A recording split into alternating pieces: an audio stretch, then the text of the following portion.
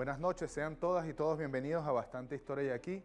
El programa de hoy es una edición especial dedicada a la victoria patriota en la batalla de Ayacucho, una fecha del bicentenario de la liberación de nuestra América. Pero antes de continuar con nuestro programa, escuchemos las palabras de nuestro presidente Nicolás Maduro Moros acerca de esta fecha tan representativa en nuestra historia y la historia de la humanidad. Nosotros estamos en los días de la conmemoración de los 200 años de la victoria de la campaña del sur, la campaña de Suramérica que dirigió el libertador Simón Bolívar y la victoria de la última gran batalla, 9 de diciembre de 1824, a 4.200 metros de altura, la batalla de Ayacucho. Fue la culminación, como dice un historiador español entrevistado en una revista muy prestigiosa de Venezuela, un buen historiador español que tiene la virtud de que estudió toda la campaña libertadora desde España, desde fuentes españolas. Nosotros tenemos las investigaciones históricas desde fuentes latinoamericanas, ¿verdad, embajador? Desde fuentes venezolanas, suramericanas. Todos estos días hasta el 9 y más allá del 9 de diciembre estaremos conmemorando los 200 años en que derrotamos y quebramos completamente al ejército imperial de España que dominó 300 años toda nuestra región. Con la batalla de Ayacucho se quebró el dominio completo del Imperio Español en todo el continente. Era el ejército más grande, mejor armado. Tenían 14 años derrotando a todas las fuerzas libertadoras que llegaron desde distintas partes de Sudamérica. Pero quería resaltar el genio de los libertadores cuando se da la refriega, el combate. 6.000 soldados libertadores del Ejército Unido de Bolívar y de Sucre, enfrentados a más de 9.000 soldados mejor armados y mejor posicionados en aquella colina. En casi una hora destrozan al ejército imperial español. Y en cualquier guerra, en esas condiciones, sencillamente se pasa una fase para aquella época ya de eliminar al enemigo. Aquí está la revista Libertador. Felicito al profesor Pedro Calzadilla y a todo el Centro de Estudios Simón Bolívar por esta extraordinaria revista que voy a compartir en mis redes sociales. Tal como nos dice el presidente Nicolás Maduro, la batalla de Ayacucho es el hecho más significativo de la historia de la guerra de independencia norteamericana porque significa la derrota final del Imperio Español en el sur de América. Es una lucha del pueblo en armas, el pueblo unido en armas, sin distinción de clases sociales, sin distinción de orígenes nacionales. Muchas culturas, la diversidad de los pueblos de América y otros pueblos del mundo se reúnen en Ayacucho bajo el comando de Antonio José de Sucre.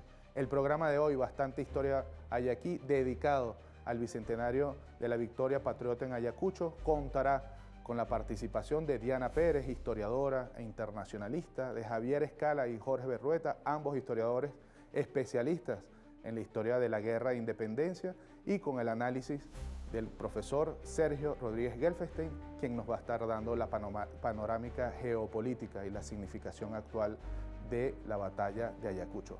A todas y todos los invitamos en esta noche a disfrutar de Bastante Historia y Aquí, dedicado al bicentenario de la victoria patriota en Ayacucho, que selló la libertad de América y sigue construyendo el ejemplo para los días actuales.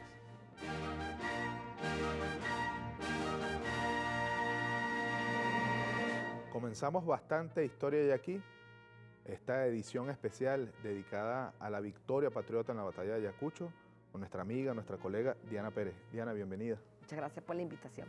Diana es historiadora, internacionalista, profesora universitaria, investigadora del Centro de Estudios Simón Bolívar, entre otra cantidad enorme de responsabilidades. Diana, estamos examinando este episodio, la batalla de Ayacucho, pero queremos verla en un contexto un poco más amplio. La campaña, sabemos que Bolívar y Sucre lideran la campaña al sur, ya se ha liberado Venezuela en la batalla de Carabobo, ya se ha liberado la Nueva Granada en la batalla de Boyacá en 1819, Carabobo en el 21, se liberó Ecuador en la batalla de Pichincha de 1822, pero queda todavía Perú como un punto de conflicto, como uno de los baluartes que tiene Fernando VII, el rey español en América. Pudiéramos ver, Diana, contigo cuál es el contexto político de Perú, porque Perú había logrado la independencia con el apoyo del general argentino José San Martín en 1821. ¿Qué pasa en 1823-24 que Perú está en una crisis? ¿Y qué medidas se toman? Bueno, si bien en el 1821 José de San Martín llega a Perú y se le da el nombre de Gran Protector del Perú, él realmente no es el que consolida la independencia, él inicia, es un proceso más político, pero Perú, al ser un virreinato, tenía importantes instituciones coloniales allí. Aparte, había sido un país que se había negado abiertamente a la independencia. Desde la época desde la rebelión de Tupac Amaru, había como un gran temor a que esos procesos de revueltas populares terminaran en algo más, que era lo que al final proponía la rebelión de Tupac Amaru. Recordemos que en la famosa entrevista de Guayaquil, José de San Martín decide irse al exilio, pues al extranjero, y deja a Bolívar encargado ya a partir de la mitad de 1822. Entonces Perú queda en un gran dilema, porque sus diferentes fuerzas políticas están enfrentadas. Hay sectores que quieren ir más hacia una independencia plena, ¿no? Porque aún había importantes entidades militares allí, había regiones que estaban sublevadas y que no aceptaban la independencia, y otro sector que era promonárquico, que quería era como, vamos a decir, mantener una Junta Suprema, pero sabe, como sí, pero no. Y en esa gran coyuntura Bolívar llega el 1 de septiembre de 1823 al Perú. ¿Por qué llega Bolívar al Perú? ¿Porque le dio la gana a Diana o qué pasó? Claro, hay mucha controversia entre los historiadores, sobre todo peruanos y antibolivarianos, y otros antibolivarianos, en ese papel de Bolívar en Perú. Bolívar llega por pedido del mismo Congreso peruano, porque el Perú está en una crisis, hay dos gobiernos enfrentados. ¿No? El presidente, entiendo, con el presidente ejecutivo con el Congreso peleado. Exacto, hay un conflicto abierto entre facciones, y Bolívar es llamado como un auxilio, pues, ante esa coyuntura, y de verdad Bolívar llega en un país abiertamente dividido, un país muy complejo, y él asume ese reto, porque Bolívar era un hombre de reto, pues, por eso su grandeza. Así que Bolívar llega el 1 de septiembre y llega en un país muy convulsionado, ¿no? Además, donde le reciben como héroe, ¿no? Esos agasajos, grandes festividades, pero no es un periodo fácil. Así que, bueno, Bolívar logra allí ir organizando fuerzas, va con fuerzas militares colombianas, entre los que estaban los venezolanos, por supuesto. Ya, antes de la llegada de Bolívar estaba Sucre como embajador de Colombia en Perú, ¿verdad? Exacto, recordemos que Bolívar lo envía, por eso no están en Carabobo, Bolívar lo envía antes al sur, pues, porque ya Bolívar tenía esa visión de liberar al sur. Y lo envía para que él le pasara, bueno, y Sucre le explicó todo realmente el panorama desolador que existía en Perú, que era bien complejo. Y ya Bolívar sabía, pues, en lo que él se encontraba, no fue que llegó de sorpresa. Y ya digamos que ya estaba empezando esa gran alianza Sucre-Bolívar, pues. Esa alianza entre dos grandes hombres, ¿no? Que algunos los quieren ver como rivales, pero no fueron rivales, fueron grandes aliados. Sucre fue la gran mano derecha de Bolívar, pues, y se va a demostrar en Ayacucho. Entonces, claro, Bolívar llega a Perú, está en Perú en ese año, y en el año 24 comienza la organización de las campañas militares. Bolívar comanda Junín, ¿no? Que es muy exitosa, y Bolívar sí es el que comanda ese ejército de Junín, aunque hay una controversia entre historiadores, que si él no quiso. Bolívar fue era el gran planificador de todas esas campañas militares en ese momento. Entiendo que, bueno, Junín abre las puertas, genera, digamos, las condiciones necesarias para dividir al enemigo y sobre todo apuntalar las posiciones patriotas. Viendo un poco también, Diana, sobre el protagonista de Ayacucho, Antonio José de Sucre. Antonio José de Sucre, a los 15 años de edad, se suma a la Revolución Patriota que estalla en Venezuela, en principio en Caracas, pero él desde Cumaná se suma a la Revolución Patriota, y de ahí en adelante suma una experiencia en la guerra muy importante. ¿Qué nos puedes decir de Sucre y cómo podemos nosotros caracterizar a Sucre en líneas generales en este momento en Ayacucho? Bueno, Antonio José de Sucre, por supuesto, nace en Cumaná y desde muy jovencito, si una edad que ahorita los jóvenes andan pendientes de otras 15 cosas. añitos. 15 añitos ya le entra de una O sea, vez sin de lleno. graduarse de bachillerato, Ni siquiera, si Sucre exacto. estuviera vivo ahorita. Ya, y la independencia es un gran significado para todo el proceso. Recordemos que en 1814 su familia es asesinada cuando Cumaná es tomada por las tropas de Boves. Entonces eso contribuyó al carácter, muchos dicen melancólico y taciturno de Sucre, pues, que era contrastante al de Bolívar. Pero Bolívar era como un torbellino según todas las fuentes. Sucre era más reservado. Ajá, era muy tímido, un hombre muy callado, pero un hombre muy inteligente y que Bolívar vio desde temprano que era un diamante en bruto y que allí tenía un líder indiscutible. Pues. Bolívar lo vio así. Lo relaté en varias cartas, una famosa carta que le escribe en una conversación entre él y Oliari, cuando Oliari dice, ¿quién es ese hombre que viene en ese callo todo desgarbado? Y Oliari dice, no, ese es uno de mis mejores comandantes, será... Lo que pasa es que voy a sacar él no se ha dado cuenta lo grande que es y voy a sacar su talento a la luz. Pues. Y bueno, Sucre comienza con los orientales, esto es un tema interesante, poco conocido en nuestra historia.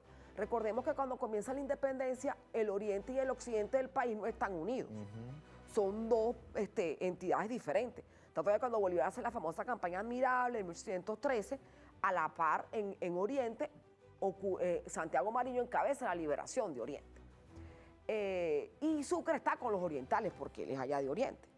Y luego de la caída de la Segunda República, Sucre da un gran cambio, una gran decisión en su vida, muy jovencito, pues no tenía 20 años. Decide irse con Bolívar, abandona a los líderes orientales y se va con Bolívar. Un Bolívar que en ese momento había muchas contradicciones entre los sectores, muchos no aceptaban su liderazgo. De hecho, Sucre no participa en el Congreso de Cariaco, que es una instancia que discute el liderazgo de Bolívar, ¿no? Exacto, entonces porque Sucre se convierte en un gran bolivariano y entiende la idea de Bolívar que la independencia no era algo localista, sino que la independencia era algo general. Tanto que en una de sus cartas luego de Ayacucho dice que La Habana podría ser un destino, hasta allá llega que eso podemos hablarlo un poco más adelante. Y Sucre entonces se va con Bolívar en unos años muy duros, porque es Bolívar que está derrotado, después está en el 15, en el exilio. Recordemos que le hacen un atentado allá en Jamaica, escribe la Carta de Jamaica. Bueno, y en esos años es que empieza Sucre a unirse a Bolívar y empieza ese preliminar entre ellos dos, esa gran alianza político-militar entre estos dos personajes. Que para cerrar, Diana, de la doctrina del Libertador, ¿qué aporta Sucre a la doctrina del Libertador? ¿Cuál es su gran legado a esta doctrina del Libertador, que es la doctrina del proyecto bolivariano que estamos construyendo hoy en día? Uno de los grandes legados de Sucre es su amplia visión del derecho humanitario, que en esa época no existía. Esa visión de defender, uno lee toda la capitulación de Ayacucho y comprende la grandeza de un personaje para su época, pues respetar al condado, permitirle a las tropas peruanas que entraran al ejército patriota, el que se quisiera quedar en Perú le iban a respetar sus propiedades, sus tierras, es decir, no perseguir, al contrario. Eso es algo grandísimo en su época. Y ahí se une con esa doctrina bolivariana, pues porque Sucre cree abiertamente en la idea de la unión, ¿verdad? Ellos no veían una independencia localista, como si hubieran quedado aquí en Venezuela después de Carabobo, tranquilos y con el poder. Ellos entienden que la independencia es algo más, que tenemos que ir a un escalafón superior, que es la unidad, ¿no? Esa gran idea de unidad, porque teníamos muchos enemigos externos que iban a estar allí persiguiendo a nuestros procesos ya de nuevas repúblicas. Y Sucre, ese es su gran aporte, esa grandeza en una época temprana. Hoy en día vemos que este tema de derechos humanos todavía es ver ese tema de respetar al contrario, de respetar los derechos humanos, la vida, el derecho a la libertad, el derecho a las propiedades. Eso creo que es uno de los grandes legados poco conocidos de Sucre. Sucre como el gran humanista en el proceso de la guerra de independencia. Diana, muchísimas gracias por acompañarnos. Ya con esta visión tenemos muy claro la situación política en Perú y las condiciones en las que llega el Libertador y Sucre a acompañar bajo la doctrina de la unión y de la paz al pueblo peruano en su liberación. Ya regresamos con bastante historia de aquí, este programa especial dedicado al bicentenario de la victoria patriota en la batalla de Ayacucho.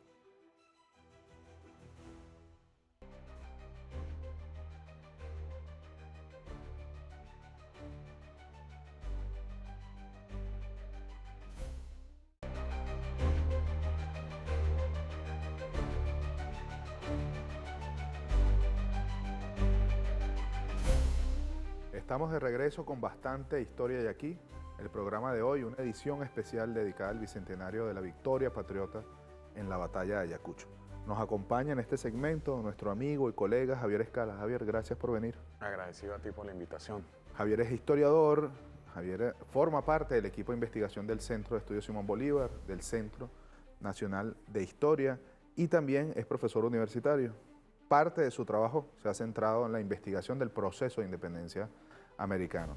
Javier, metiéndonos de lleno en el tema de la batalla, queremos abordar un aspecto que hemos discutido y hemos hablado en otras ocasiones. ¿Cómo era la forma de combatir de Sucre? Sucre no tenía un esquema tradicional, o mejor dicho, no tenía un esquema de combate que estaba en sintonía con los europeos. ¿Cómo se caracterizaba? Bueno, sí, según el doctor Fernando Falcón, Sucre peleaba a la antigua, es decir, peleaba con todas las fuerzas reunidas, ¿no? Todas las fuerzas en el territorio. Su ejército reunido, ¿no? En cambio, los realistas, los comandantes realistas que estaban en el Perú, que eran considerados los mejores tácticos del mundo, peleaban con sus divisiones. ¿Por qué eran considerados los mejores tácticos? ¿Cuál es la experiencia que traen los españoles? Bueno, los oficiales españoles que estaban en el Perú habían combatido a los franceses durante la invasión de su país y, bueno, tenían una formación militar muy bien trabajada, ¿no? Por ejemplo, el general Jerónimo Valdés era considerado uno de los mejores tácticos. El general José de Cantera, que llegó aquí a Venezuela en 1817, estuvo en la batalla de Juan Griego y después, bueno, lo mandan al Perú. También tuvo una carrera muy, digámoslo así, brillante, ¿no? Tanto es así que nunca fue derrotado, sino hasta la batalla de Junín, ¿no? Derrotado por el Libertador. Por el Libertador Simón Bolívar y su caballería, además, que nunca había sido derrotada. Ahora, Sucre va con todo el ejército unido. Sí, y peleaba, como te digo, con toda la fuerza reunida, mientras que los realistas peleaban con las tácticas de la época, que era pelear con las divisiones. ¿Y cómo fue? En divisiones. ¿Cómo fue, Javier? La segunda pregunta que te tendría para que le podamos explicar a toda nuestra audiencia. ¿Cómo fue el planteamiento táctico de Sucre en ese terreno y cuáles eran las características que tiene la Pampa, la llanura de Ayacucho? La llanura de Ayacucho está a 3.900 metros sobre el nivel del mar, a 1 kilómetro del pueblo de Quinua. Tiene una extensión de 1.000 metros de largo y 600 metros de ancho y cuenta con barrancos por los lados y una cortadura por el medio. Sucre había llegado 36 horas antes que las fuerzas del virrey, tenía una fuerza de 5.780 soldados, el resto de las fuerzas se traslada con el Libertador Simón Bolívar. 5.870. 5.780 soldados. ¿Y cuántos tenían los realistas? 9.310, ¿no? Sucre había llegado entonces 36 horas antes, había llegado, bueno, tras haber salvado sus fuerzas en la batalla de Corpa Huayco, donde pierde su artillería y el batallón Rifles queda bastante diezmado. Y al llegar con anterioridad al virrey, él puede trabajar o evaluar el terreno, donde él piensa dar el combate, ¿no? Y aprovecha las características del terreno, los barrancos por los lados, la cortadura por el medio. El barranco por los lados imposibilitaría que los realistas pudiesen flanquearlo y la cortadura por el medio impediría que los realistas pudiesen desplegar su caballería completamente por la Pampa. Solamente podían salir por un estrecho que sí era plano de unos 250 metros aproximadamente, ¿no? Entonces, Sucre lo que hace es aprovechar las ventajas del terreno y plantearse a la a la espera. Sucre está, digámoslo así, a la defensiva. Y esa no era su estrategia o su forma de actuar común, ¿verdad? No, él estaba Siempre iba para esperando, claro, él estaba esperando a los realistas en un terreno que les fuera favorable, donde los realistas no pudiesen desplegar todo su poder, porque, por supuesto, los realistas tenían la superioridad numérica y la superioridad de fuego. Recordemos que en el combate de Corpa Huayco había perdido Sucre su artillería, solamente le había quedado un solo cañón. Los realistas tenían más artillería, Pero tenían no pudieron 10. usar la artillería. Usaron solamente la artillería de su flanco derecho, que era el que tenía el general Jerónimo Valdés. La artillería de su otro flanco, los 7 cañones restantes, no los utilizaron y fueron capturados por las fuerzas del general José María Córdoba. Cuéntanos, Javier, un poco los detalles de la batalla. ¿Cuánto tiempo duró? ¿Cuál fue el componente característico que resaltó? ¿Cuál fue la movida magistral que decidió la batalla? Bueno, la batalla empezó a las 10 de la mañana, a las 10:30, que es cuando el general Jerónimo Valdés inicia su ataque por la derecha. Allí es recibido por la Legión Peruana y allí es donde comienza realmente el combate, ¿no? Y el combate se extendería más o menos hasta la 1 de la tarde, que es cuando el general Córdoba, las tropas del general José María Córdoba alcanzan las posiciones realistas en el cerro de Condorcet y capturan al virrey La Serna. Y cuando termina toda la batalla y el general Valdés, que era el único que estaba resistiendo ya en el flanco derecho, termina por rendirse. Córdoba es quien se destaca entre Córdoba todos. es el que se destaca y por eso lo llaman el héroe de Ayacucho. Javier, una pregunta adicional para ir cerrando. Bueno, está Sucre en Ayacucho, como tal, comandando. ¿Dónde está Bolívar en ese momento? ¿Cuál es el planteamiento general de ambos en el teatro de la batalla? Recuerda que en octubre de 1824 el Congreso de Colombia le había quitado el mando militar porque Bolívar había asumido la dictadura. O sea, no podías dirigir las fuerzas de Colombia si eras el dictador del Perú. Bolívar entonces le entrega el mando a Sucre y se traslada prácticamente a la capital del Perú a sitiar el Callao, por un lado, y a gobernar. El Callao es uno de los puertos más importantes, que está en el Perú, y era necesario tomar el Callao para, de una u otra manera, no permitir que los realistas tuvieran una cabeza de playa, un lugar donde poder traer más refuerzos. Habían en ese momento, las fuerzas patriotas estaban en dos focos, en Ayacucho, en La Pampa con Sucre, y en el Callao con Bolívar con refuerzos. Y después, a principios finales del año 1824, llegarían nuevos refuerzos que estarían en el sitio del Callao con el general Bartolomé Salón, ¿no? Hasta que el Callao termina rindiéndose en 1826. O sea que podemos decir que el Callao es Ayacucho como la batalla naval del Lago fue la batalla de Carabobo acá en Venezuela. Sí, claro, porque Ayacucho cierra el proceso de liberación.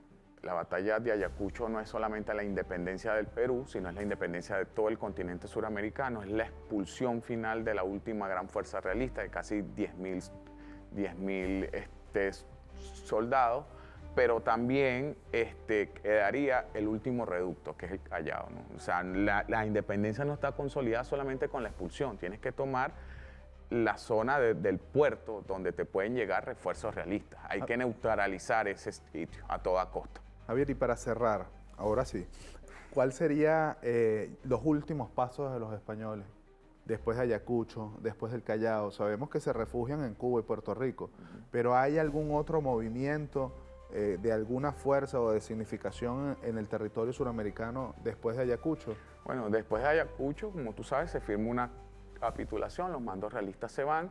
En España, bueno, se les empieza a responsabilizar por la pérdida del continente. Le ponían un nombre, ¿no? Los Ayacuchos. Los llamaban peyorativamente a los Ayacuchos. A los generales. A los generales que estuvieron en la batalla de Ayacucho, o sea, a Canteraga, a La Serna, a Villalobos, a Monet, a todos los llamaban los Ayacuchos. Como un insulto. Sí, como una raya. Pues mira, ustedes fueron los que perdieron, ¿no? Por supuesto, todos estos oficiales después al llegar a España se justificaron, escribieron al rey que no recibían refuerzos, que no recibían ningún tipo de auxilio, que ellos hicieron lo que pudieron, resistieron hasta el final, pero siempre cargaron como ese estigma, ¿no? Por parte de la prensa y del gobierno en España. Muchas gracias, Javier, Muchas gracias por a ti acompañarnos por la hoy. invitación el día de hoy. Hemos visto el planteamiento táctico que hace Sucre en el campo de batalla, las condiciones del terreno que no eran nada favorables, pero fueron ventajosas para Las Sucre. aprovechó él. Las aprovechó completamente. Sabemos entonces también, gracias a Javier, que Sucre tiene un modo de combatir uniendo todas las fuerzas. Concentrando el ejército, avanzando con toda su fuerza. Y por último, saber que, bueno, Bolívar... Y eso además, digámoslo así, confundía a los realistas, porque los realistas esperaban que Sucre actuara con las tácticas de la época, que eran las que ellos, digámoslo así, solían como emplear o aplicar. Y por último, ¿dónde estaba Bolívar en esta situación? Estaba en Lima. Estaba en Lima y luego conduciendo el asedio y todo lo que fue la toma o el proceso de toma del Callao, que era el último reducto español en Perú y en América. Javier, muchas gracias por acompañarnos. Ya regresamos con más de Bastante Historia y aquí este programa especial dedicado al bicentenario de la victoria patriota en la batalla de Ayacucho.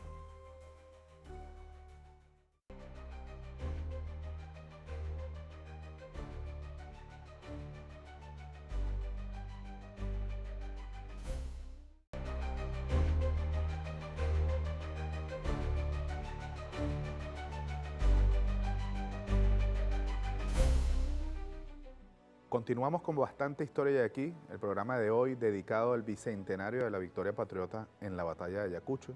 En esta sección nos acompaña nuestro amigo, nuestro colega, Jorge Berrueta. Jorge, bienvenido, gracias por acompañarnos. Gracias, Alejandro, por esta invitación. Jorge es historiador, investigador, profesor universitario y actualmente se desempeña como director general de la Biblioteca Nacional. Jorge, queremos ahondar un poco en los temas políticos de la guerra. Porque si hay una característica de la batalla de Ayacucho es que su principal líder, quien comanda las tropas, es Antonio José de Sucre y no el libertador Simón Bolívar. Nos preguntamos, Jorge, y quisiéramos abordar en principio este tema, ¿por qué Bolívar no comanda Ayacucho? ¿Hay algún conflicto político detrás de esto? Sí, Alejandro, no, sin lugar a dudas, las guerras no son ajenas al tema de la diatriba política. Y yo diría de las conspiraciones, por intereses, e incluso por algunas envidias o rencillas que pudiera haber, ¿no? Sin lugar a duda, la presencia de las fuerzas de lo que se conoció como la República de Colombia, aquella nacida aquí en Venezuela, en Angostura, en 1819, el avance del ejército y los triunfos que estaba obteniendo en un escenario totalmente adverso, pues sin lugar a dudas hizo ruido en el seno del Congreso en Bogotá. Levantaron suspicacias. Levantaron suspicacias, ¿no? Y bueno, aunque uno pudiera decir cuando él hace el análisis de todos estos entretelones, digamos, porque el Congreso se defiende desde lo jurídico, desde las leyes vigentes, pero a veces cuando uno dice que lo legal no coincide con lo justo, ¿no? ¿Cuál era el fin supremo de todo esto? Y en eso estaba claro nuestro libertador Simón Bolívar y bueno, sin lugar a dudas Sucre, ¿no? A pesar de que a pesar de que Bolívar no estuvo formalmente en la batalla, porque digamos que hay un tema acá por el cual Bolívar solicita el apoyo, solicita logística, solicita refuerzos para lograr, digamos, optimizar el desarrollo de la fuerza militar en el Perú que está obrando sobre este territorio. Y solicita, digamos, ese apoyo con cierta urgencia para poder materializar ese triunfo en el territorio de la antigua Virreinato del Perú, pues, digamos, las respuestas iban más orientadas a por qué el tema de los ascensos, que no se estaban cumpliendo los protocolos. Pero Bolívar está en plena guerra en Perú. Claro. Ya ha vencido en Junín, ¿no? Y está esperando, digamos, la estocada final. Así y esas es. trabas que pone el Congreso, ¿cómo, según tu interpretación, a qué se debe? Sí, claro, aquí hay que entender también el tema del tiempo, ¿no? De cuándo se enteraba uno y otro sector de las cosas que estaban sucediendo, ¿no? Lo que estaba sucediendo en el seno del Congreso en Bogotá, lo que estaba sucediendo en el desarrollo de la guerra en el Perú.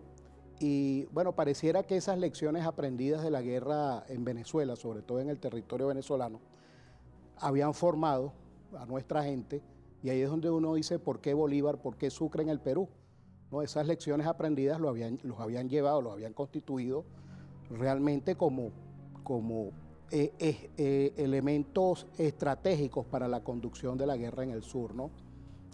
Y bueno, nuestra gente había aprendido en estos escenarios en Venezuela, en estos escenarios en la Nueva Granada, a hacer mucho con poco. A pesar de que no se recibió el apoyo logístico solicitado al Congreso en Bogotá, a pesar de que no se recibió el refuerzo, ¿no?, con el cual se contaba, pero no se dio la instrucción. Lo que sí se recibió, Alejandro, fue la orden de que él quedaba fuera del mando del ejército en plena campaña. ¿Cuál es el argumento legal detrás de esa decisión? El argumento legal es que él no estaba, digamos, autorizado, a hacer ciertas decisiones y sobre todo sujeto al tema de que él era presidente en campaña, pero había asumido durante el desarrollo de la guerra en el Perú la investidura de dictador del Perú que le había dado el mismo Congreso precisamente para que una especie de plenos poderes para que pudiera obrar con la mayor capacidad y poder así de esa manera darle concreción al esfuerzo de guerra, ¿no? Entonces, digamos que esas voces que discutían en el Congreso de Bogotá percibían que el Libertador se había alejado, digamos, de los protocolos legales de todas estas cosas y lejos, y diría yo, ¿no?, el no entender que era un ejército al cual tú habías encomendado la labor de la decisión del Perú, al que le estás quitando no solamente el apoyo logístico, le estás quitando la posibilidad de los refuerzos, sino que ahora, para completar, le quitas el mando a quien dirige la guerra. O sea, prácticamente eso es, los que conocen el concepto de las conspiraciones, digamos que es una conspiración en el propio seno de la República de Colombia, pareciera que para evitar que se siguieran logrando los triunfos que se venían alcanzando. Como te digo, nuestra gente, a pesar de este escenario adverso, veníamos de la formación, de las lecciones aprendidas, lo que permitió pues aplicar muchas de esas estrategias militares que tenían que ver con el aprovisionamiento logístico, esos conceptos que te decían que no podías alejar el ejército del punto de abastecimiento, pero el abastecimiento ahora, con estas lecciones aprendidas, acompañaba al ejército. Acompañaba al ejército y en algunos casos lo adelantábamos, ¿no? Y aquí hay también un elemento del estratagema como arma de guerra, digamos, de la doctrina militar latinoamericana que se puso en práctica en la campaña del sur, que es el arte de hacerle creer al enemigo lo que tú quieres que crea, porque hay determinados momentos de la campaña donde nuestro ejército avanza aceleradamente con todas estas estrategias, pero hay otras en las que el ejército se vende, digamos, en lentitud y hace creer al enemigo que está huyendo y que el enemigo lo persigue para darle caza, ¿no?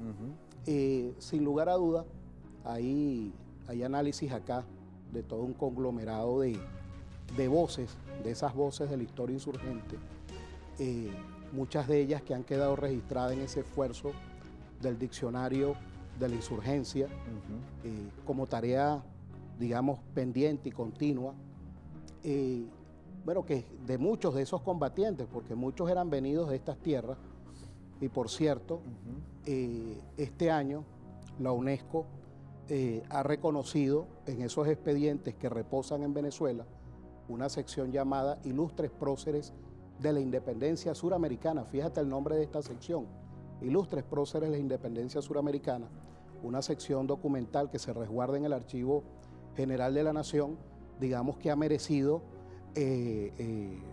la categoría de memoria del mundo, en este caso de la región latinoamericana, ¿no? ¿Qué contiene ese expediente, Jorge, para quienes nos ven ahorita? Ese expediente, Alejandro, contiene precisamente las hojas de servicio o las relaciones de mérito de todo ese conglomerado de venezolanos que combatió en el sur de América. Del pueblo en armas. Del pueblo en armas. No necesariamente de los que estuvieron en Ayacucho, sino de los que estuvieron en los distintos teatros de operaciones, en la Nueva Granada, en Ecuador, en el mismo Perú, y bueno, que digamos completaron todo ese ciclo en el Alto Perú, ¿no?, actual Bolivia. Y también, pues sin lugar a duda, aquellos que combatieron en Venezuela, pero básicamente es un fondo documental que registra los expedientes de quienes transitaron ese periplo de la campaña del sur. Algunos volvieron muchos no volvieron porque murieron en combate y otros otros pues se se quedaron habrán quedado por haciendo allá, vida, sin haciendo lugar a familia. dudas, se quedaron haciendo vida en el sur. Jorge, para cerrar, ¿qué hace un cumanés en una pampa en Perú? ¿Qué motivó a Sucre a no quedarse, como dice el profesor Pedro Calzadilla, achinchorrado? Después de Carabobo, ya la paz en Venezuela estaba asegurada. ¿Qué motiva a Sucre a seguir moviéndose, a seguir en batalla y llegar hasta Ayacucho? Sí, fíjate, oportuna la pregunta, ¿no? Tú sabes que en un grupo de documentos poco conocidos, que es una colección de cartas de Sucre que se resguarda en el Archivo General de la Nación, una de esas cartas, Sucre adelanta lo que pudiéramos decir un concepto de la autodeterminación de los pueblos.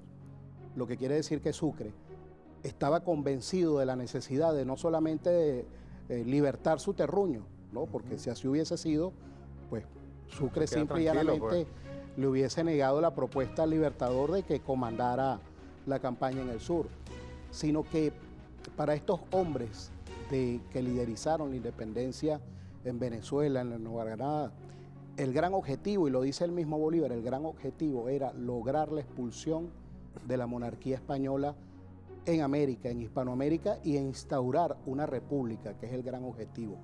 La instauración de un sistema republicano por sobre el sistema de la monarquía, ¿no? Es parte del espíritu que los guía a ellos y bueno, que los impulsa a seguir. Y fíjate, aquí hay un tema que me hace recordar el tema de las arengas, ¿no? Que jugaron un rol decisivo, importante, ¿no? Sobre todo en la captación, porque si el Congreso te niega los refuerzos y el otro Congreso dice no tenerlos, lo que queda es el buen ánimo para incorporar, para atraer, para transmitirle a esa parte del pueblo peruano que no veía, digamos, que su aspiración era la paz, ¿no? Era la tranquilidad, pero que no había tomado un partido formal por alguno u otro de los bandos, era transmitirle esa posibilidad de la construcción de un destino distinto a través de una república. Y eso lo lograron ellos en la campaña del sur y lo materializaron en vísperas en ese tránsito de Junín a Ayacucho, lograr alcanzar la unidad, esas voces del pueblo que a la final son las que permiten lograr los grandes triunfos, ¿no? Sí. Si es cierto que nos enfrentamos a un ejército muchísimo más numeroso, pues no es menos cierto que esas voluntades, ese ánimo que caracterizó las experiencias de guerra en Venezuela, en la Nueva Granada, no dejó de estar en ese llamamiento al ímpetu. Pudo más la voluntad y el compromiso. Pudo más la voluntad y el compromiso. Jorge, muchísimas gracias. Gracias. Hemos tenido con Jorge la visión política de la guerra, esas dificultades que tanto Sucre como Bolívar sortearon con el Congreso y pudieron sobre todo llevar a buen término esta batalla que selló definitivamente la liberación del sur de América. Ya regresamos con bastante historia y aquí dedicado al bicentenario de la victoria patriota en la batalla de Ayacucho.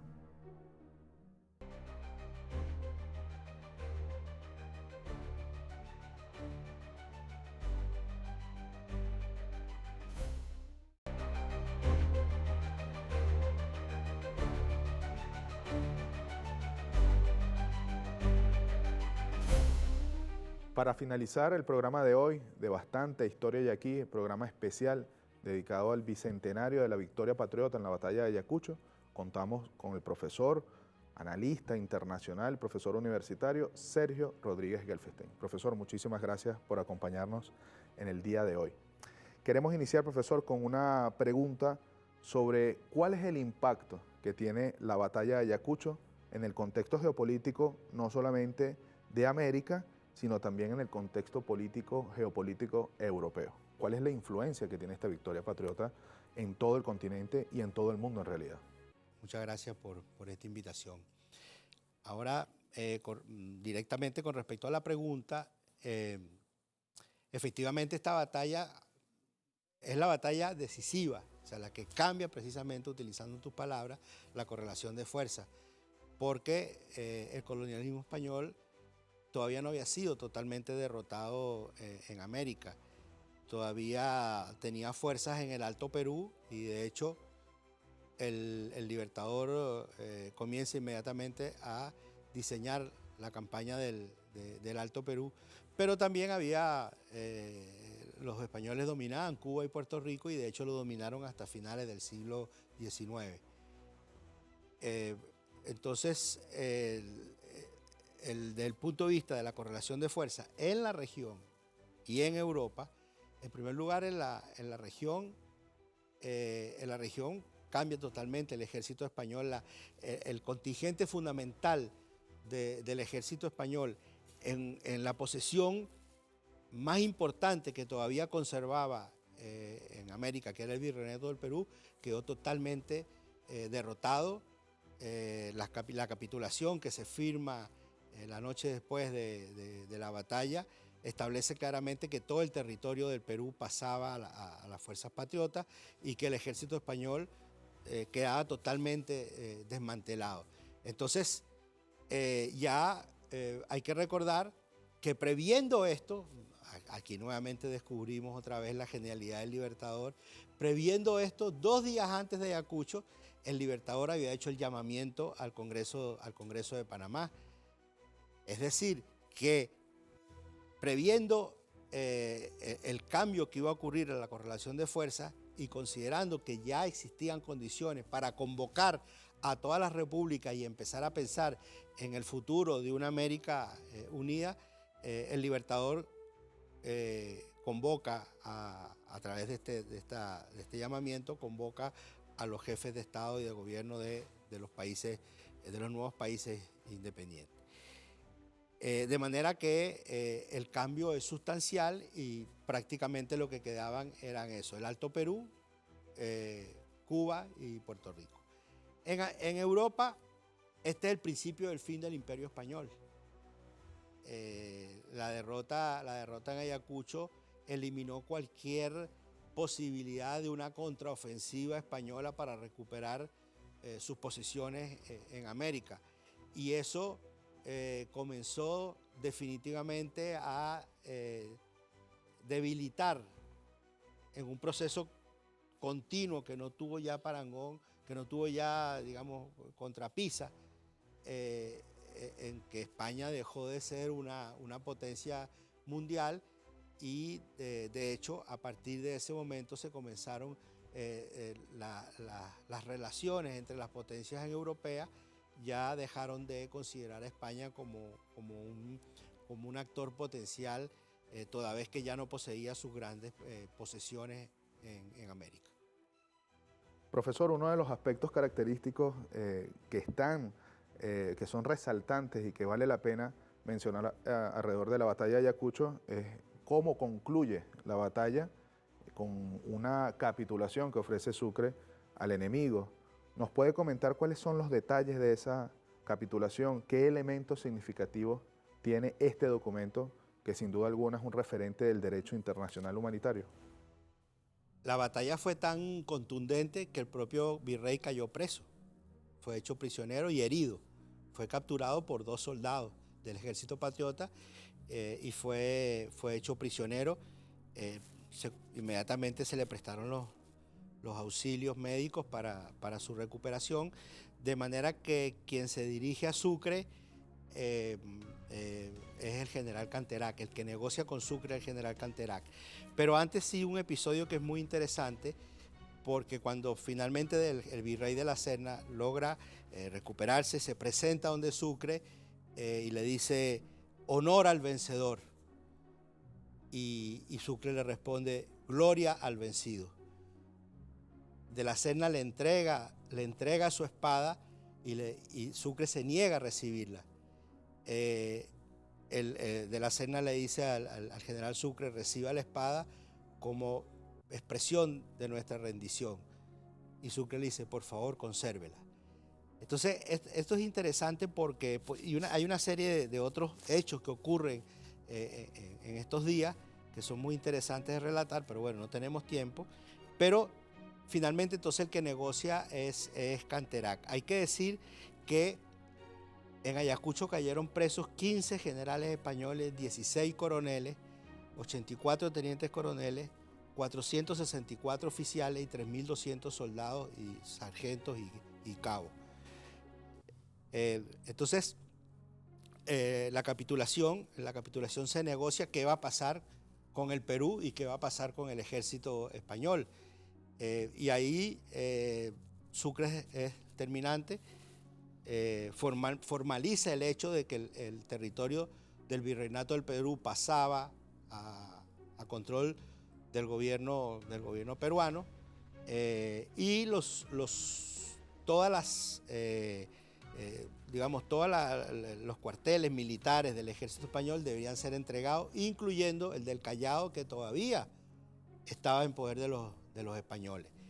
El ejército español, por supuesto, quedó totalmente desmantelado y se acordó las medidas para su repatriación a España, incluyendo que aquellos que quisieran quedarse en el Perú, e incluso aquellos que quisieran quedarse en el Perú sirviendo en el ejército del Perú, lo podían hacer con determinadas condiciones. Se acuerda todo lo referido al traspaso de las propiedades del Estado, que debían pasar, digamos, al gobierno peruano. Hay una serie también de acuerdos, por ejemplo, había algunos barcos españoles que rondaban el Océano Pacífico y que significaban un peligro para el gobierno peruano, para el nuevo gobierno peruano, y también se acuerda que había una fragata que se llamaba Asia, que debía abandonar los mares, inmediatamente debía abandonar los mares del Perú. Entonces, se acuerda sobre el tratamiento de prisioneros, se acuerda sobre el ejército, se acuerda sobre el territorio, sobre las posesiones del Estado, y bueno, hay un total y absoluto respeto a la condición de prisioneros de guerra, de acuerdo a lo que incluso se había acordado aquí en Trujillo, que se toma en cuenta, hay que acordarse que fue el propio Sucre el que firmó el armisticio en Trujillo y considera esas consideraciones del armisticio en Trujillo y del Tratado de Regularización de la Guerra establecen parámetros fundamentales para el derecho humanitario de la guerra que Sucre tiene en cuenta ahora en este escenario distinto.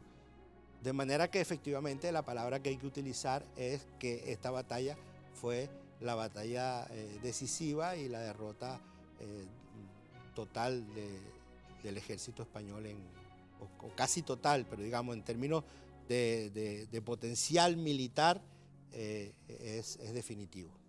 Profesor, ya para finalizar esta entrevista y este programa especial sobre el Bicentenario de la Batalla de Ayacucho, quisiéramos que comparta con nosotros cuál es la enseñanza actual que nos da Ayacucho. ¿Qué elementos podemos nosotros rescatar en un contexto actual donde el imperialismo norteamericano nos acecha y nuevamente ha emitido o busca emitir más sanciones contra el pueblo venezolano con la mal llamada Ley Bolívar? Mira, hay varias cosas que yo creo que son enseñanzas eternas, no solamente en la coyuntura actual. Primera enseñanza, en Ayacucho participaron oficiales y soldados de casi todos los países que en ese momento configuraban nuestra región. O sea, participaron rioplatenses, participaron chilenos, participaron peruanos, participaron ecuatorianos, colombianos, que en ese momento Colombia era Venezuela y Colombia, participaron panameños y además participaron muchos europeos, participaron alemanes, franceses, ingleses, en una conjunción única bajo, y ese es el orgullo que tenemos que sentir los venezolanos, todos ellos bajo el liderazgo de dos venezolanos, Bolívar y Sucre. Entonces, yo creo que una enseñanza es esa, el valor de la unidad, el valor de unirse a partir de un ideal y combatir unidos frente a un enemigo común. Otra cosa que yo quisiera recuperar, porque está bastante olvidada en la historiografía, es el papel del pueblo. Y en particular el papel del pueblo peruano, de los campesinos, de los indígenas, de los negros, el papel de las mujeres. que jugaron un papel determinante, sobre todo porque el Libertador creó un ejército guerrillero con los campesinos, con los indígenas, que además conocían el territorio y por estar acostumbrados a vivir a 4.000, a 5.000 metros de altitud, pudieron ejercer una labor guerrillera que golpeó en la retaguardia del ejército español y que lo debilitó. En las batallas de Junín y de Ayacucho, en la campaña del Perú, fue muy decisivo también el papel de las mujeres. Las mujeres se organizaban y marchaban al final de la tropa, de las columnas de marcha del ejército, y prestaban todo tipo de acompañamiento, en primer lugar, a sus esposos, que estaban ahí combatiendo, pero en general al ejército, jugando un papel muy determinante, porque la historiografía recoge a los grandes héroes, a los grandes generales, pero no recoge al pueblo. Y la guerra en el Perú, al igual que fue aquí en Venezuela, tuvo un papel muy determinante del pueblo, de los indígenas, de los campesinos, que configuraron lo que se llamaban las montoneras. Y estas montoneras fueron articuladas por el Libertador y se le dieron tareas concretas y tuvieron una participación muy importante, un aporte muy decisivo en la configuración de la guerra. Entonces, ahí hay otra enseñanza, que es el papel decisivo del pueblo en la confrontación con el enemigo estratégico. No se trata solamente de grandes personalidades y de grandes generales, que los tuvimos, por supuesto, pero también no hay que dejar de lado el papel decisivo que tuvo el pueblo. Y en tercer lugar, yo diría, y esto lo relaciono entonces más con la actualidad, es la decisiva conducción estratégica, ya no solamente de Ayacucho, sino de la campaña del Perú. Acuérdate que cuando Bolívar llega al Perú, apenas un poco más de un año antes, o sea, 14 meses antes, el 1 de septiembre de 1823, el Perú estaba dividido. Tenía 2 gobiernos, 2 congresos, 2 presidentes, y Bolívar, que es enviado a organizar la lucha contra los españoles, tiene que dedicar tiempo valioso, casi 4 o 5 meses, a superar el problema interno del Perú. Y mientras eso no se pudo superar, no se pudo dedicar a lo que efectivamente él iba. Entonces, es muy importante también la visión estratégica, la capacidad de conducción estratégica que el Libertador fue capaz de imprimirle, el carisma, la conducción que le impuso por vía del convencimiento, no por vía de la fuerza, a sus generales, a la tropa, cómo en momentos de mucha adversidad seguían a Bolívar, porque Bolívar siempre los conducía a la victoria, incluso en momentos en que parecía estar equivocado. Todas las evidencias manifestaban que estaba equivocado en las decisiones que tomaba, y sin embargo la historia siempre le dio la razón.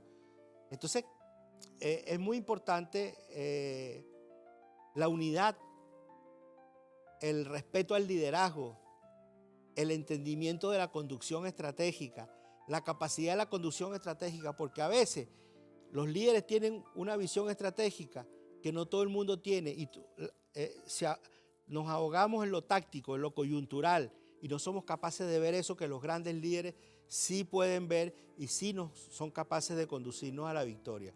En este momento que nosotros enfrentamos, estamos 2024, próximos al enero de 2025, cuando tome posesión una nueva administración en Estados Unidos, estos 3 factores que yo te mencioné son decisivos. El factor de la unidad, el factor del papel determinante del pueblo, del papel decisivo del pueblo, y el factor del papel determinante de la conducción estratégica por parte del liderazgo. Estos factores que fueron decisivos en Ayacucho son decisivos en este momento en las nuevas batallas que se avecinan para Venezuela. Muchísimas gracias a usted, profesor, por acompañarnos hoy en este programa especial sobre el bicentenario de la batalla de Ayacucho, esta gran victoria patriótica. Y ya con su intervención cerramos el programa de hoy. Hemos tenido en esta ocasión distintas visiones sobre la significación de Ayacucho, una batalla que finaliza derrota definitivamente a las fuerzas del Imperio Español en el sur de América. Es una batalla que nos habla de la unión de los distintos pueblos, distintos combatientes de distintas naciones, distintas culturas, se unen a Ayacucho bajo el mando de Sucre. Es una puesta en práctica entonces de la doctrina bolivariana de paz, porque con la capitulación y ese buen trato al vencido se fijaron las bases de la construcción de naciones que vivirían en concordia y que se buscaba sobre todo tener un bienestar colectivo en América. Cerramos nuestro programa Bastante Historia de aquí, celebrando esta victoria patriota en Ayacucho, que el día de hoy, en la actualidad, tiene más vigencia que nunca, no solo para Venezuela, sino para los pueblos de nuestra América y del mundo.